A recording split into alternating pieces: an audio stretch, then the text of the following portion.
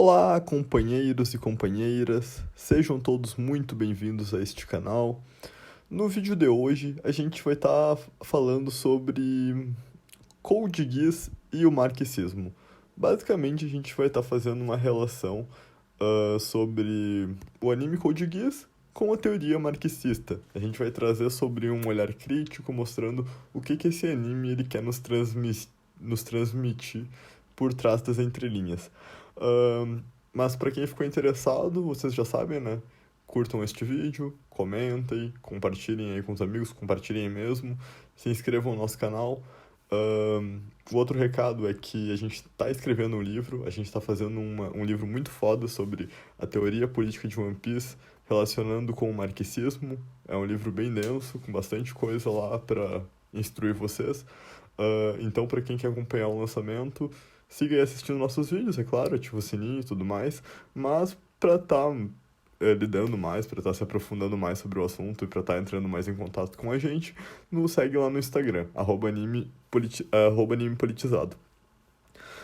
Então eu acho que é isso, agora bora pro vídeo. Então, para estar começando este vídeo, eu gostaria de estar passando uma introdução de como que opera a luta de classes. Basicamente, a luta de classes ela é essencial para a gente estar compreendendo como é que funciona a estrutura deste anime, porque ela é a base de tudo. Dentro do anime Code Geass, a gente tem essa luta muito presente ao destrinchar ali da trama. A gente tem a classe dominante e a gente tem a classe dominada. A gente tem sempre essa dialética por trás, essa dialética de senhor e escravo. Basicamente, tem as pessoas ali que são senhoris e tem as pessoas que são escravos.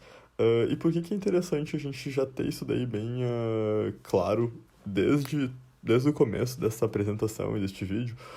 Porque é isso daí que é a base do anime. É essa dialética que opera através dessa servidão que as pessoas operam em virtude da opressão que a classe dominante ela aplica na classe dominada. E qual que é o resultado disso daí? Um cara que fala um pouco sobre... Um pouco não, fala bastante sobre isso, é o nosso querido Hegel. Hegel, ele fala que, basicamente, como é que opera o agir do ser. O ser humano, ele age conforme a sua expectativa. E como é que essa expectativa, ela surge? Ela pega o aqui e agora, que é como que aquelas pessoas vivem, e ela pega e ela interage com aquilo tendo em vista as suas experiências empíricas, as suas experiências pessoais. Então aí tu já imagina, né? Se a gente está trabalhando num cenário como que a gente está trabalhando no cenário da sociedade de Code Geass, né? Não vamos esquecer. Como a gente está trabalhando no cenário da sociedade de Code Geass, onde a gente tem uma classe dominante que está constantemente aplicando uma opressão nas pessoas que têm aquela servência, então a gente pode considerar que aquelas pessoas elas têm um histórico de subversão para aquele tipo de pessoas. Então, aquelas pessoas elas estão constantemente vivendo num cenário de que elas estão sendo oprimidas e sendo exploradas. E o que isso daí tem a ver? Isso daí tem a ver que isso daí afeta muito o psicológico delas. Por que isso daí afeta muito o psicológico delas? Porque elas já vêm com esse histórico ao longo do passado e elas se submetem a com essa mesma realidade no presente. E o que isso daí dá a entender? Dá a entender que é um cenário muito fechado para eles saírem dessa realidade. Então, o anime Code Geass é um anime bem interessante, por quê? Porque já pega a classe trabalhadora numa situação estrutural de opressão e de se colocar como oprimido. Por quê? Porque é assim que sempre foi e é assim que tende a se manter. Daí começa a trazer a trama e a gente começa a trabalhar a dialética marxista através desta base, entendendo bem como que opera o psicológico dessas pessoas operadas e como que a classe dominadora ela está agindo dentro deste anime. Durante o anime Code Geass, agora a gente destrinchando um pouco mais sobre a obra, saindo um pouco dessa narrativa de como que funciona o status quo, qual que é o modus operandi aí do anime, a gente tem o destranchar da trama. Basicamente, o destranchar da trama, ele é repleto de referências ao marxismo e como que funciona a revolução, segundo o próprio livro do Karl Marx, lá, O Capital.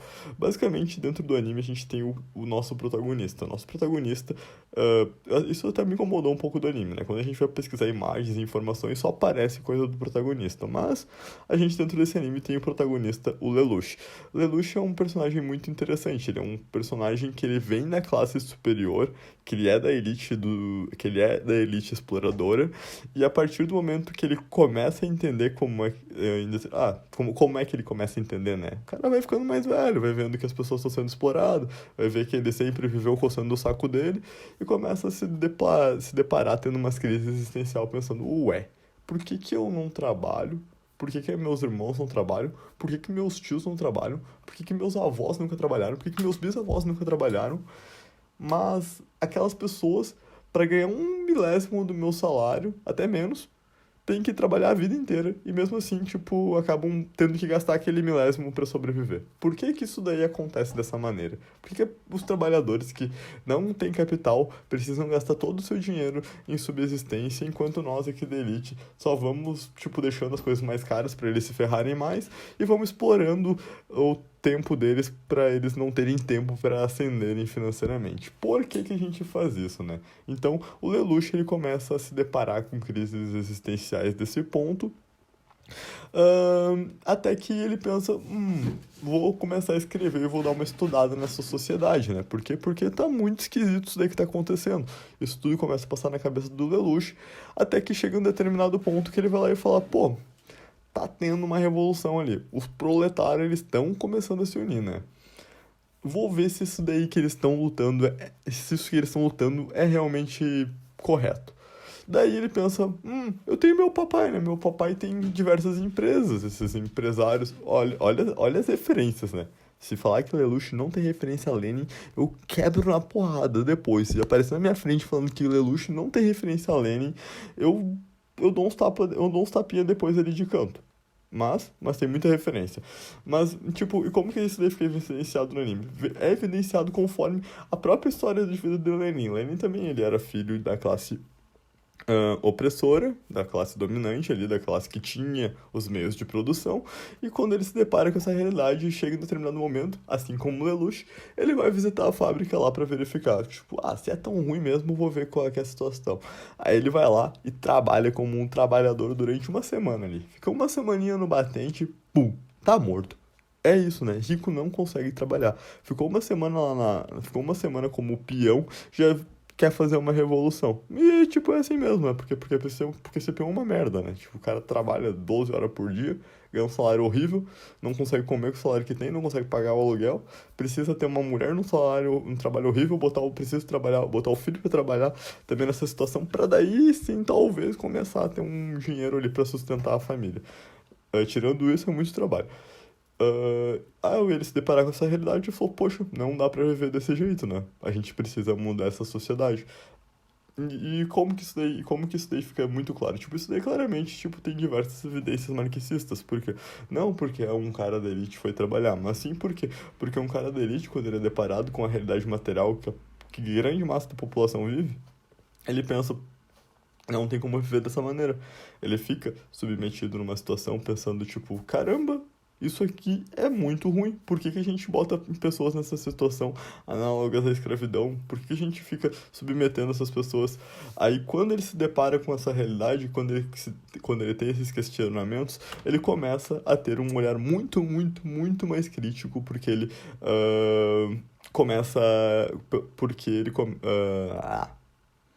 Ele começa a ter um olhar mais crítico frente às situações ali que a própria sociedade impõe a ele. Tipo, sempre quando tem um olhar de uma dialética entre trabalhador e patrão, ele começa a entender que essa dialética, muitas vezes, ela é extremamente injusta, tendo em vista a realidade do trabalhador ali que está submetido. Isso é muito triste, né?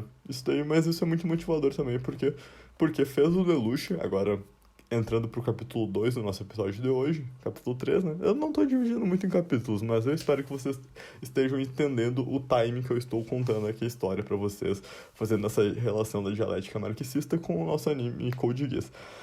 Mas continuando, a partir do momento que ele entende essa diferença, que ele começa a visualizar essa sociedade com os problemas que ela realmente tem, ele começa a se unir com pessoas que já entenderam esse problema. Por quê? Porque ele entende também que a partir do momento que essa dialética ela está imposta e que a classe dominante ela está muito confortável nessa situação, por quê? Porque ela não precisa passar por 1 milésimo do trabalho que a classe trabalhadora passa para ter muito mais benefícios que a classe trabalhadora tem. Ele pensa a classe trabalhadora, a classe dominante, ela vai resistir. Então a gente vai precisar de força para literalmente lutar contra a classe dominante e talvez buscar uma revolução. Talvez não. Lelouch quer fazer a revolução e vocês vão assistir o anime lá para ver se ele consegue ou se ele não consegue, né? Vão lá dar uma olhadinha. Então, a partir do momento que o Lelouch ele começa a se deparar com essa realidade, ele começa a buscar esses grupos de rebeldes e, junto com os rebeldes, eles começam a tramar a revolução. Por quê? Porque ele sabe que ele precisa se unir com pessoas que têm a causa parecida com a dele, aquela questão de trabalhadores univos, para conseguir alcançar um bem maior. E qual que é o bem maior? Uma sociedade mais justa ali para aqueles diversos indivíduos que ali habitam.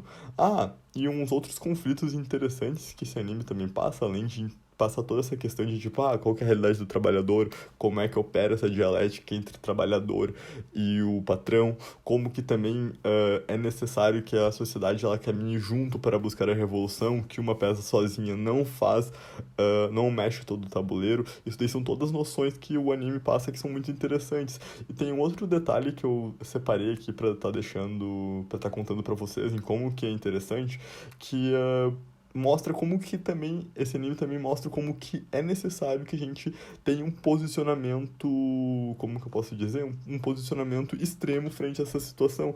E quando a gente está trabalhando com a dialética, buscando derrubar as barreiras e tirar os dominadores da posição de dominante, a gente precisa agir com pedras e garfos e não agir de uma maneira submissa e pacífica. Por quê? Porque o próprio anime ele nos mostra, a partir do momento que é introduzido um outro personagem que se chama Suzuko, o Suzuko ele tem toda uma personalidade pacifista e conciliadora.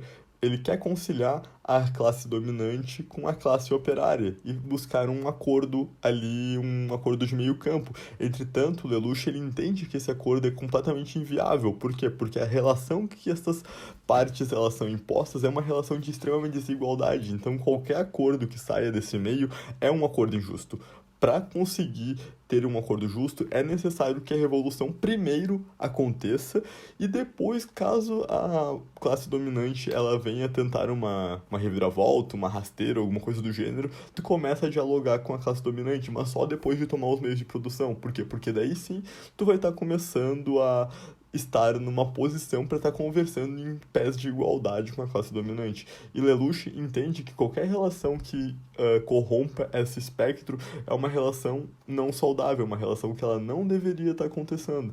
Então, isso daí é uma sacada muito inteligente, se vocês pararem para pensar. Por quê? Porque, tipo, mostra toda a dialética de negociação que tem por trás do mercado capitalista com o mercado do trabalhador. Por quê? Porque se o trabalhador tá naquela situação de merda que ele precisa pegar o salário dele pra, literalmente, trabalhar de dia para comer de noite, e o patrão, ele tem a comida garantida pelos próximos, toda a vida dele, pela próxima geração ali da vida dele, quando vier a geração dos netos dele, ele ainda tem dinheiro para ter comida. Essa relação, ela não tem como ela ser justa. Por quê? Porque tu tá trabalhando num cenário de extrema urgência, no outro tu tá trabalhando num cenário que pode poupar e tá negociando, muitas vezes queimando capital para estar buscando os seus objetivos.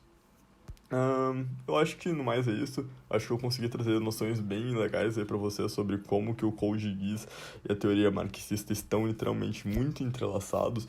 E quando tu começa a olhar o anime com esses olhos, tu começa a até gostar mais do anime, porque tu percebe que o anime ele tá querendo te passar mais informações do que literalmente só tu olhar ali um cara maluco que entra num robô, que fica brigando com o Estado e pipipipopopô e aquela coisa toda. A partir do momento que tu começa a ter uma visão com esse espectro, tu começa a entender que o anime ele tá te contando coisas muito mais profundas, fazendo uma crítica muito mais bem embasada do que tu tava achando que ele poderia estar. Então, eu fico muito feliz de estar fazendo esse vídeo aqui pra vocês, de estar conseguindo comentar e explicar um pouco como que opera essas dinâmicas. Eu espero que vocês estejam realmente gostando aí do conteúdo que tá crescendo, que tá acontecendo. Eu acho que estão, porque pelo que eu acompanho aqui as métricas do canal, a gente tá crescendo devagarzinho, mas a gente tá crescendo.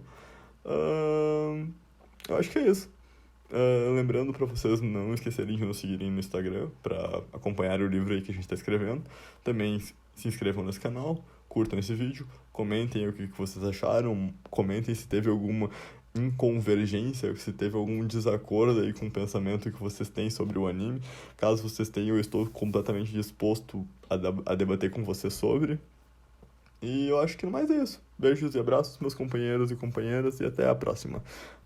A próxima é sexta-feira, tem vídeo na sexta agora. Beijo.